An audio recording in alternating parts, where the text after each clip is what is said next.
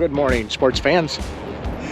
Well, you told yourself old Ben's back again. You'd be right. I don't know if you can see that back there, but that's where old Ben is at. Museum, United States Air Force. So we're gonna walk around, see inside. During World War II, active military in theater, that's the ones that were flying in combat, were able to take their jackets and put on the back what they wanted. Most of them insignias from their units and the flights that they flew and so forth. Very, very unique, and there's a lot of them on display here.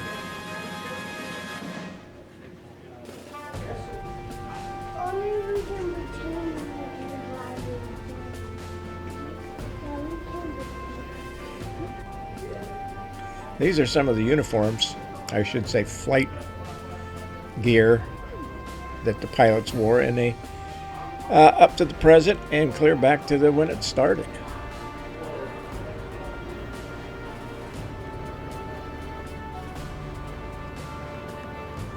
These are beautiful planes in beautiful shape, and if you're wondering if they fly, the answer is yes. Some of them would need little work, not much.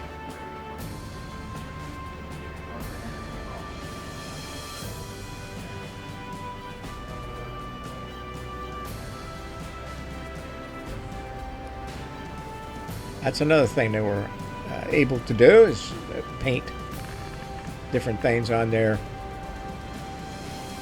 planes.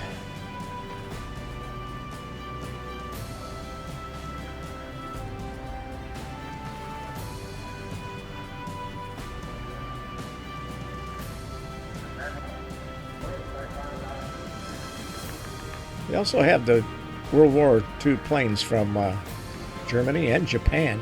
There, by the way, the women flew too, not in combat, but they shuttled aircraft from the United States into theater.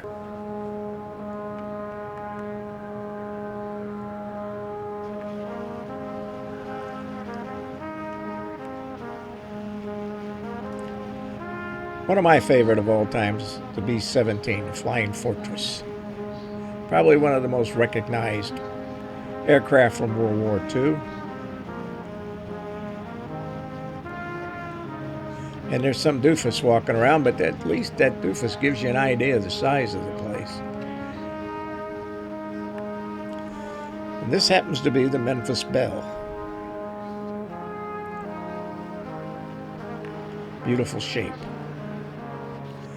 See that underbelly turret? How'd you like to be in there?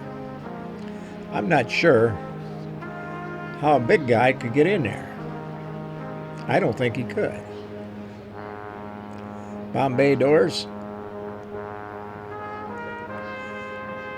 Well, at least the doofus is giving us an idea what it looks like up there.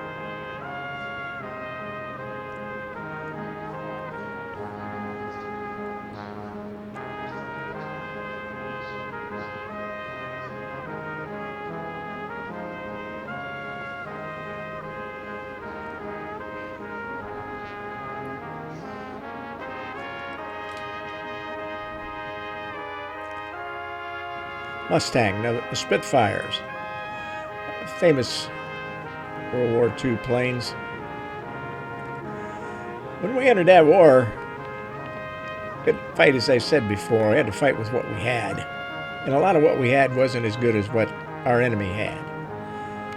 But we caught up and surpassed them in quality and quantity.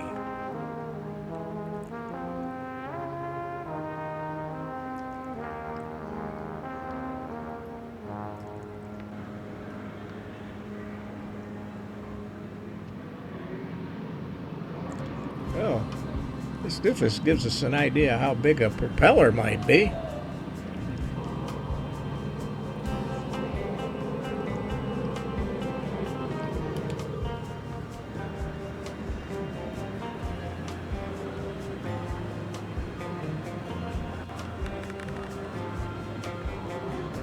workhorse.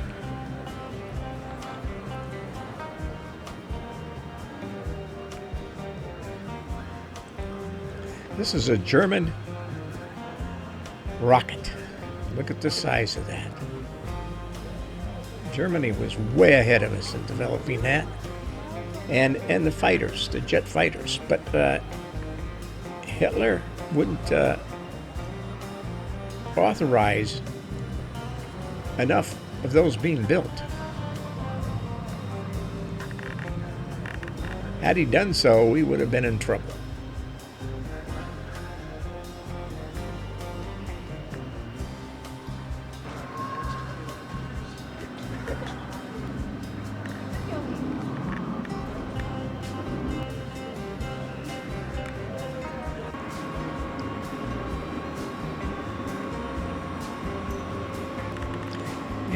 The Axis powers, Germany, Italy, and Japan, had, before the war, already divided the world up. That's correct. Wonder where you'd be today if we'd have lost that war? Which we weren't too far from doing. Well, we'd be in the hands of Germany.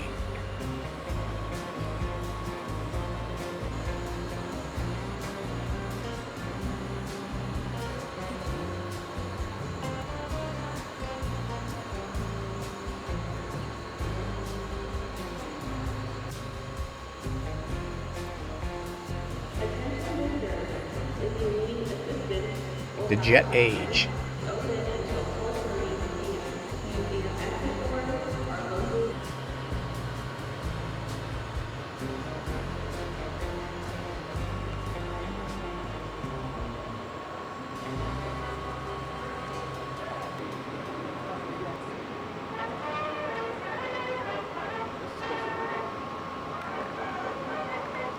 Some of these now, we're getting into some of the biggies. And look at the size of this wing.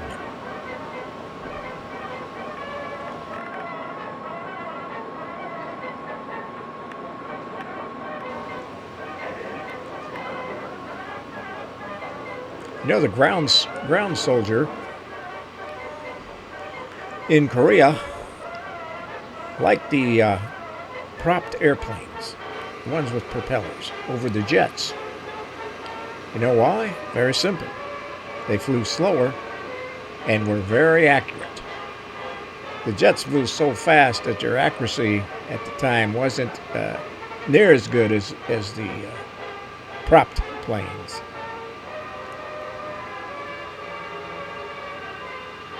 Memphis Bill 2. Not much of a history there that I think of.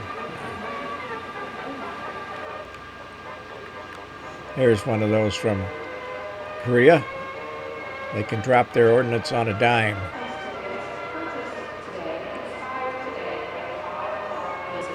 There's a soldier in a firefight, close firefight, where there wasn't much difference, much between the enemy and you. They like those accurate droppings. This is a air command center used on the ground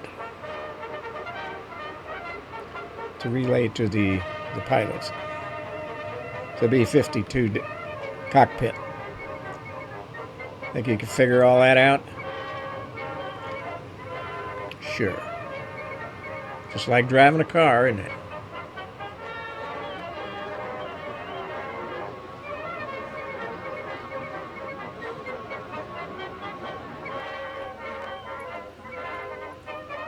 Now we're getting into the real biggies.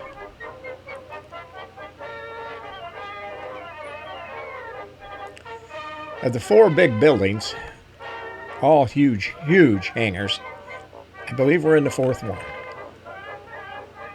Dennis the Menace.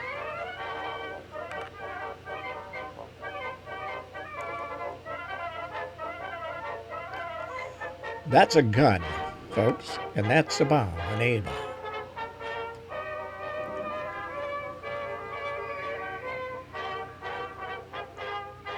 This is interesting.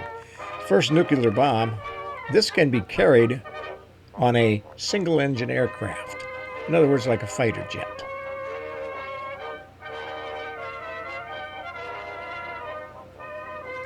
Talk about huge. Here's one of those huge ones. Propellers, rear wing propellers.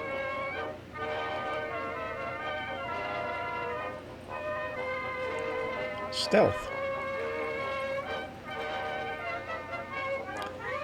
And this is, the size of this is this what you're looking at is just the motor, just the engine, just one of the engines. And here's the rest of it. Supersonic stealth bomber. Look how long this thing is.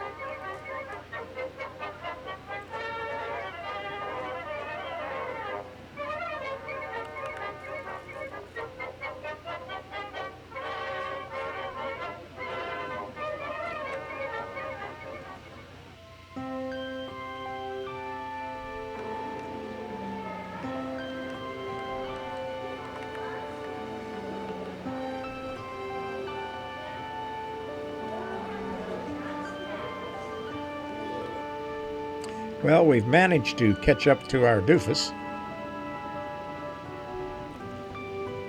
who seems to be amazed at the height of these rockets.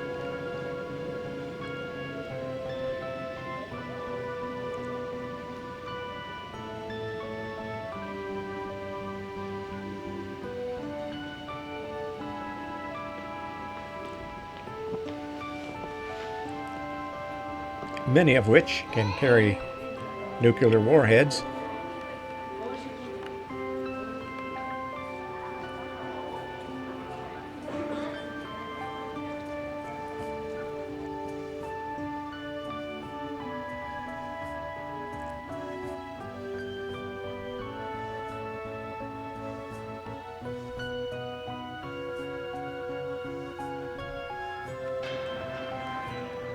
Guy's just hanging around. Now notice the white Air Force craft back there. Here's a rocket, and it can take you to the moon, or it has. XB-70A. Now notice the size of this thing.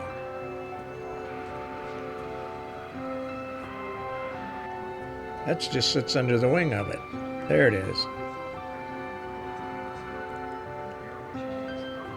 Those are the engines under the wing there, one under each side. Look at the size of this thing. Humongous.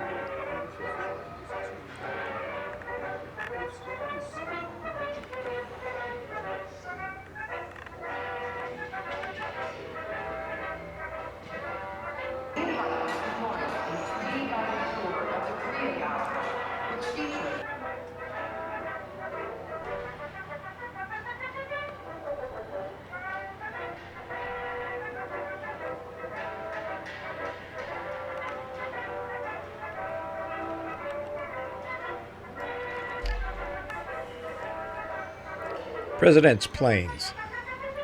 Got a few of those on display here.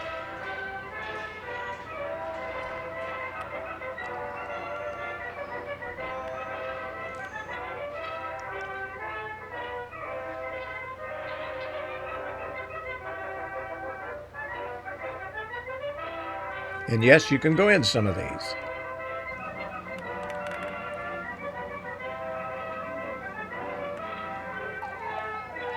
And there's the cockpit of one.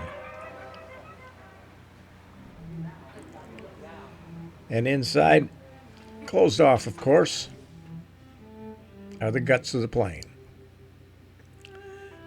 Now, we visited this yesterday, this park out here where the big planes are parked outside.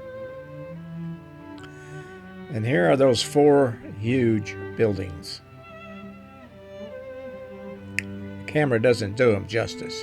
Everything you see within eye and further, much further, is this air base. Wright-Patterson's a huge base, huge. Still, everything you see, Wright-Patterson. So what did you think? That was the United States Air Force Museum. Biggest Air Force museum in the country. One of the, if not the biggest, Air Force museums, period. Now the one in Pensacola is a Navy. It is also huge. I don't know that it's any bigger than this. This is awfully big. It might be as nice, that's for sure. But this is pretty nice and it's awfully big. Don't come on a holiday, be my advice. Of course, I tell you, it's so big that the parking lot can be full and you get in there and it's not that bad.